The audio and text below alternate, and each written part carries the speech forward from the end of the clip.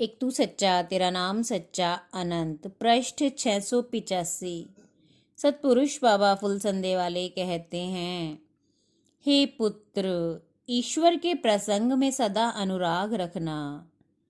यह ईश्वर प्रेम का स्वाभाविक एवं महत्वपूर्ण लक्षण है। हे पुत्र, अल्प आहार में, दिव्य शांति में, लोक संसर्ग के त्याग में साधुता रहती है। हे पुत्र, जब तक तुम मानुषी भावों में रहोगे तब तक तुमको जीवन की कटुता और जीवन की खटास का स्वाद चखना ही पड़ेगा।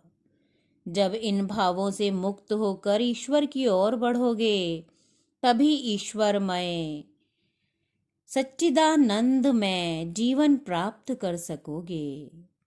जो ईश्वर प्रेमी हो गया वह ईश्वर को प्राप्त करता है, और जिसने ईश्वर को प्राप्त किया वह अपने को भूल जाता है और उसका मैंपन भी खो जाता है।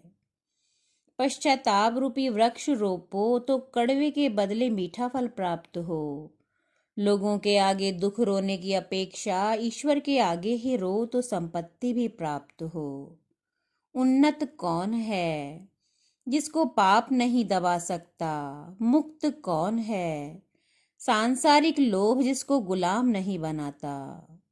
मर्द कौन है आसुरी वृत्ति जिसको बांध नहीं सकती? ज्ञानी कौन है जो ईश्वर की प्राप्ति के लिए सर्वभाव में एक निष्ठ हो गया? जो मनुष्य वैराग्य रहित होने पर भी ज्ञान की ही बातें किया करता है वही इस जगत में सर्वोपरि नास्तिक, ठग और पाखंडी है। परमेश्वर ने तुम्हारे लिए जो विधान कर रखा है उसका विरोध करना यह हर एक का स्वभाव है। अर्थात जो विधि विधान है उसको प्रार्थना प्रयत्न के द्वारा बदलना चाहते हो, यह उत्तम नहीं है। सारे सांसारिक पदार्थों के कर्ता परमेश्वर को प्राप्त करना किसी भी पदार्थ को प्राप्त करने की अपेक्षा सुलभ है, तथापि तुम उसके पास से सांसारिक पदार्थों को ही प्राप्त करने तथा उसका हिस्सेदार होने की इच्छा करते हो, यह कैसी बात है? जो भी भक्त या भेषधारी मनुष्य सांसारिक लोगों के सामने गर्व करता है, अपना बड़प्पन दिखलाता है, वह अपने ज्ञान वैराग्य की हंसी ही कराता है। क्योंकि यदि उसके भीतर के संसार की असत्यता और मोह ममता निकल गई होगी तो उनसे यानी संसार और सांसारिकों से विमुख हो जाने के कारण वह जरा भी गर्व नहीं करता।